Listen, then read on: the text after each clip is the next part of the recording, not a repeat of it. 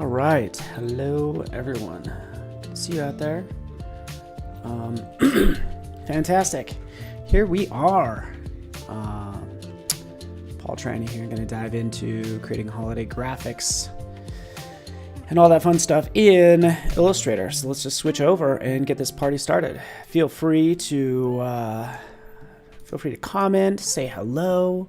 Would love to hear from you and see your name, Waleed, Diana, and all that good stuff. So basically this was going to be like a holiday card, but basically holiday graphics. I just kind of made it more broad, but you know, kind of like what we can do to come up with something fun for the holidays, right?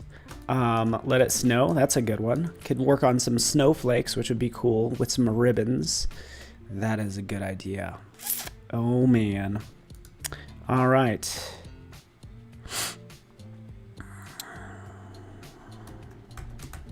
All right, so let's kind of dive into this. I'm going to use one of these phrases, maybe just like love, joy, and peace. We'll kind of get started. I really like this font. I kind of did the work in advance of finding a cool font that I thought was pretty nice. Just waiting for Illustrator to do its thing. And hey, you know what? Don't forget to save, because that's one thing I need to do. Holiday. Oh, why is everything going so slow? Probably because I have Premiere Pro running. That would do it. All right, so I like this love, joy, peace. Maybe we can start with that as a graphic. Just so if you're curious, I'm going to use this Blenny Black font, but I can explore a couple other fonts as well. Coming up in here, I typically go with something like decorative for this time of year. Okay, I potentially do script as well, but with that selected, I can kind of roll through and see which one of these looks nice for the holidays. Ooh, beloved ornaments might work well. I also like this one with the lines in it. But again, just kind of picking a font that works. I decided on Blenny Black. Don't know who he is, but I love his font. All right, so let's do this. Love, joy, peace. And let's design together, shall we? Let's close out some of these other things that are probably slowing down. There we go. Fantastic. All right. There we go. Ooh, awesome. Rectangle recently used Benny Black for a project that he is working on. So let's just take this love, joy, peace, copying it. Not that one. Copying it. Let's put this on a new layer and start fresh, shall we? Boom, boom. Taking this. Increasing the size. I want to add a couple elements to this as well, by the way. So we have love, joy, peace, maybe some icons that signify that, especially love. Love's an easy one, right? We can make a heart in Illustrator if we want to. It's actually pretty easy to do in general. Kind of take two circles and then you start joining them together. You could use the pen tool to do that. Taking this outer edge, click. I can start to work on this heart. But I wanted to introduce you to something else, because if you are a Creative Cloud member, by the way, chances are you have access to graphics that you can use. Because let me just line this up just right, like that. There's our heart. That looks nice. Okay, so there's one heart that I can work with. Okay, it's not bad. Moving that over, changing the layer color, because it's kind of hard to see, to a medium blue. There we go. I could use something like Photoshop. Here's something something else I made in Photoshop for the holidays. Hopefully you like that. That's kind of fun. I can talk about this later.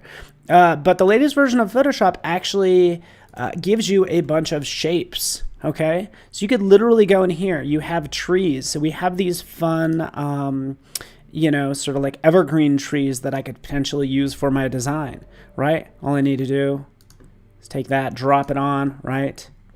And here's this illustration, right? Hopefully you can see it there. I can select that, copy that, because these are all vector shapes in Photoshop that you can steal. So taking that, going into Illustrator, pasting it in, and I'll paste it in as a compound shape. You don't see anything, but you will in a second as I turn that white, and we can go ahead and use this as part of our project as well. Okay? But also in there, and what's been in here for a while, is sure I have trees, people, landmark, all sorts of things. I actually combined a lot of them together to make it easier. But there's lots of legacy shapes because I really like this heart right here. This heart, it's like, hey, I know it's in Photoshop. Well, guess what? I can use that as well. So with that heart selected, we could do the same thing, right?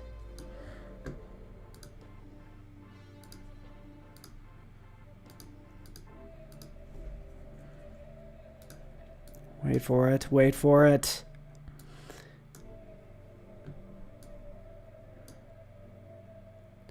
There it is, the heart card shape path. There we go. I had the wrong tool selected in Photoshop, but now I can jump into Illustrator, paste it in. Chances are you're going to end up with a lot of your own shapes. And let's try this one more time. I'm sorry everything's going so darn slow. This is what I need. Give me this, right? There it is. We have it selected. Copy. Illustrator. Paste. Compound shape. There it is. Okay, we got it now. You get the idea. And I did show how to draw one a second ago. Sorry for ignoring chat. Paul. Yeah, Joanne, you have not missed much. We just started. We, first of all, decided on a font. Julia, thank you, Julia. Julia has also used this font as well. I really like this, but if you're going to be including graphics with a font or with text, you got to make sure it matches. So notice how this heart is just much more angular. It's not as playful as this, and this is such a playful type that I want to use this more playful heart with it. And I actually want to modify it slightly. Yeah, perfect. Sid knows. You could just copy it and paste it from Photoshop. But I want to make this match a little bit more, and I'm noticing that this font has all these nice little like curved lines. So I can add my own curved line right in here, like I'm doing now, shrinking this down.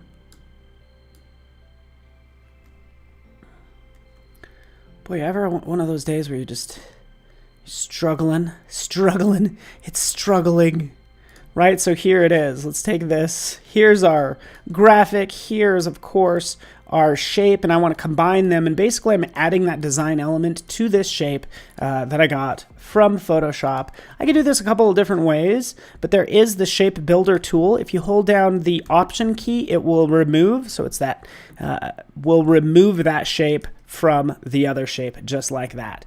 So I have that shape that I want, but there's still some sharp corners right here. Well, just select those 2 points, and you have these control points that I'm trying to zoom in on that will round those corners even more. So I could round that ever so slightly like that. And now we have a graphic that matches the font. And again, I'm shrinking it down more because I wanted to make it nice and small. We have a graphic that kind of matches that font a little bit more, right? We can have some fun with it. We could do the same thing with this shape builder tool, combine those elements together to make this heart right here. Okay, so that's the idea, right? We could take this to the next level. I like this. This isn't bad, but I'm actually going to take this and let's just make a copy of it right over here. And I'm thinking it'd be cool to have it look like it is kind of 3D. I want 3D, but I want like a flat 3D. So what I'm going to do is select all these elements, go up to Effect, 3D, Extrude, and Bevel, like that. Let me know if you have questions, by the way. Font is, again, is Blenny Black. Yeah, and by the way, somebody mentions looking forward to stealing, or I mean learning new designs. By all means, steal away. That's why I do these. I do these to empower you, right? And that's what I'm doing. Custom rotation right here. We want that text like so. Be up like that. Let's change the lightness, and this is what I'm going for. But we want to make this a little bit more drastic. 100 points. Really extrude that out. Click OK. We have this almost the way we want it. We'll go ahead and expand appearance and take a look at some of these elements. We want to send this to the back, right? We want to send this send to back like that. And this is just the starting point for something cool, right? So based on all this information, I'm gonna take all these, maybe I'll ungroup them, but ultimately what I need to do is I need to grab these different colors. So let's ungroup this a couple times. In fact, let's do this. I'm gonna select this letter here, and we will select the same fill color. It's going to select all those elements. I can cut that out. I can put it on its own layer right on top, right? Just kind of get it out of the way. Because really, I want to combine all of these together, right? Selecting all of those, I could use the Shape Builder tool, but I want to go into Pathfinder and unite them all to one shape, right? Just like that. And then add a fun color to it, like I'm doing right now, right? So there's our fun color. We have our text on top, and already this is shaping up nicely. So yeah, I love Shape Builder. Sid says it's Shape Builder is quick and easy to use. I would say so as well. Some other things that I'd probably do with this, by the way, is get creative with the background, right? I'm keeping this highly graphic, but I can go ahead and drop in and just try some different things with the background. Okay, I probably want to stay within this blue, but I'm kind of just seeing what works and what doesn't. I don't know, I'm kind of digging that color. Let's add some more elements to this as well. I think this is actually doing quite well. I can kind of manipulate this a little bit more, but there's some more things we can do, because we can add some fun ribbons, like a present, right? And I think I did this last week. But that's something I'd want to add, right? In here, let's go to our brushes. And for pencil, here's going to be a nice little line. Here's my red line, right? I want to turn this into a ribbon, and this is the brush that I made last week, right? Kind of something like that. Taking this down. I could do some things with this. I don't know what yet, by the way. Kind of based on that, you could see I can have all of these fun little elements around this if I want to. As you can see, that's kind of what it needs. Give it some life, right? Some fun elements around it. Again, just a thought. How was this brush made, you may ask? Again, I already covered this last week. It was done with doing something kind of like this. Turn off those other elements. Here it is. This is basically what the shape is. This element that I turned into a brush, just dropped it in here, called it a pattern brush, clicked OK, and then picking the ends for it as well. It's right in here, just grabbing. This happens to be the hardest part, is finding where there it is. There's one. And then the other one goes the other way, just like that, and done, right? So there we are. There's that brush. Here it is. Bam, you get the idea. Okay, we just made a fun pattern brush. Based on this brush, I want to change the color, the tint and the shade based on the color that's selected. So notice how black is selected here. I'll change that to green, clicking OK. It changes that to a green brush. You make that once, you can copy it and then bring it into the document that you're working on. So I'll just kind of merge it in with these others. And here's that fun little, take that down, fun little ribbon that I can work with. You get the idea. Cool. So hopefully these are some good tips. I think I've been going for about 15 minutes. Say that looks pretty good. There's more I can do with this, by the way. Alexander, how you doing, man? Good to see you. Quell, Omar.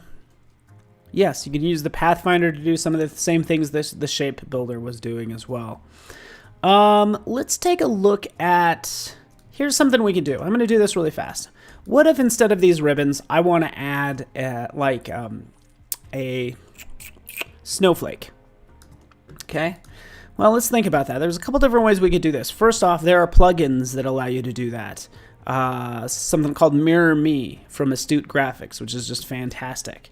But I'm just going to draw out a basic square. Right, and so what I need to do is actually just kind of develop some quadrants for this snowflake. And the shape builder, by the way, is right off to the side, right over here. It might be hidden behind the paint bucket tool, but shape builder is where it's at, so you get the idea. Okay, a good way to like find these tools and kind of see their names is if you edit toolbar, you could actually see the names of all the tools off to the side. So if somebody did something sneaky and like removed a tool, yeah, they could have done that. They could have taken this one and moved it over and gotten rid of it, right? Which would be a jerk move. But nonetheless, to bring that back, we'll just go into reset. Okay, there we are. Okay, so this is kind of what I'm thinking for this. Let's hit N for pencil. We will take, I don't know, something white. Let's just kind of draw actually here. Let's just kind of have some fun drawing out some shapes. So first off, first thing I would do is probably reference snowflakes. So I would actually go out to the internet and snowflakes. By the way, when it comes to snowflakes, I can actually jump out to stock.adobe.com and probably get 50 snowflakes for almost nothing. Like that. This is the last thing we'll do. Can jump in here. We can see what those look like. Okay, that's what they're like. We could imitate any one of these. But what we would do is we'd make one quadrant. Oh, there's so many things we could do. Let's do this. I got an even better way. 2 different ways. Let's just draw this out. Let's draw out an ellipse like so. Let's increase the thickness. Grab a line. Draw it up to there, right? Let's make another diamond shape like that. Maybe that's going out. Maybe something else comes up here, right? And then there's another circle. Okay, so I'm just creating some random elements. Duplicating that, moving that over here. Wait for it. Any guesses on what I would use? Any guesses on what you would use to make a snowflake? In this case, I'm just making a couple of elements and dragging that down, okay? I will stretch this out kind of like over there. Okay, with that done, I'll select these random elements. I'll go into Effect, and I'll go down to, actually, let me group it first. Effect, Distort and Transform, and we will use Transform, okay? Transform, ooh, thank you, Eric nailed it. Sorry, I just looked up. You got it. We can go ahead and preview this, right? We can rotate it, but we want to make some copies. So we want to go 180, 360 degrees. So I want to make 30, maybe 36 copies. That's rotating at an angle of 10 degrees each time, right? And we can see what it does there. But I actually want the center point to be right down here. So I've selected this point right down here. I know that that center point actually needs to be that corner right there. And you can see we have that nice twirl that we could start playing with, okay? So the great thing about this is this gives us a good starting point. I think this should be, let's do this. You ready for this? How many do I want? Well, I want maybe, I don't want 36 copies. I want 20 copies. So we could do 360 divided by 20, right? And that gives me 18, right? Right over there, you can see 18. Put 18 right in here for the rotation angle, click OK, and there we have it. It's of course going to be off initially. It's kind of funky right there. Maybe I need 19. I think I need one more. Great thing is we can go into our properties panel, right over here, click on transform. Make sure you hit preview at the bottom and add that last one like so, okay? Click OK. Great thing is we can jump in here, we can select this. As I select this shape, we can move it and adjust accordingly. In this case, I want to kind of move it back and probably change some of these other elements. Like this element right here is too long, right? I can grab that, bring it in so it connects right there, okay? Not crazy about this one either, kind of hanging out right there. Well, maybe I should put this in the center, kind of like that, right? And you just start to have fun creating a snowflake. Ugh. Based on, based on this initial shape. Now, if you recall, I was going to draw an initial box. The reason I would draw that box is that box controls like the area where that piece of the snowflake would fit in, is all. Cool, cool, done, done. You get the idea. There's our fun snowflake. Here's our fun ribbons. Let's take this. Let's move it over. Let's shrink it down a little bit. There we go. Zoop. All based on kind of a lame initial shape, which is kind of cool. Drag and duplicate. Yeah, you could drag and duplicate. So again, the great thing about this is I can control this at any time. I can change the number. If you're doing a drag and duplicate in any way, Sarah, you know, it just means I'm adding more vectors that I might have to change later. But if I want to do that, I can always, you know, break this apart if I want to. If I feel the need, I can make these lines a little thinner. You get the idea. But that works for me. It kind of looks like a doily more than anything. And I'll probably continue to work on this. I think less is more. So for a lot of this, I probably would remove. I think it's actually, I need to pick a theme. It's either going to be these snowflakes or the ribbons, but they don't quite go with this initial type. But again, the whole goal was just to make graphics. Yeah. So again, another way, just to kind of do a quick like recap, I can use the rotate tool for this object. I can go halfway kind of down here. I can click with the option key, and I can do a duplicate it, so copy it every 45 degrees, copy, right? So it just made a copy. Command D, duplicates, boom, boom, boom, boom, boom, right? So that's one way of making something that, you know, could be like a snowflake. But again, I end up with all these shapes that are not tied together, so it doesn't work great for me. So that's what I meant by step and repeat.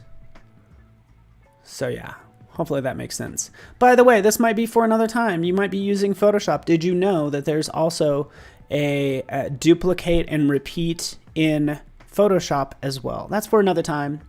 Awesome. Yes, Steven, thanks so much for joining me, Steve. I'm broadcasting on multiple platforms.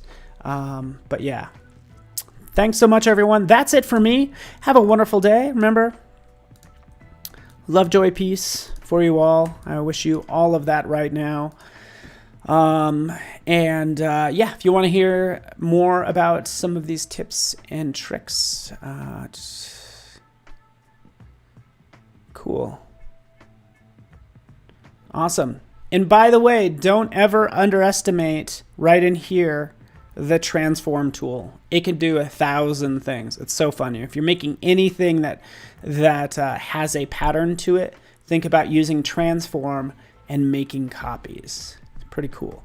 So happy holidays, everyone. I'm thankful for you that you're hanging out with me today on this fine, what is it, Wednesday? So thank you, Brick, Patricia, Robbie, Omar, Nassar, Quell, Sandeep, Angela, Mutobom, Amelia, fantastic. And I think I've covered everything, so thanks so much for hanging out with me. That's not a White Claw I was drinking, it's actually just a Red Bull, coconut. It's delicious, you know. It's probably not very good for me, though, either. All right, everybody, have a great day, and happy holidays to you.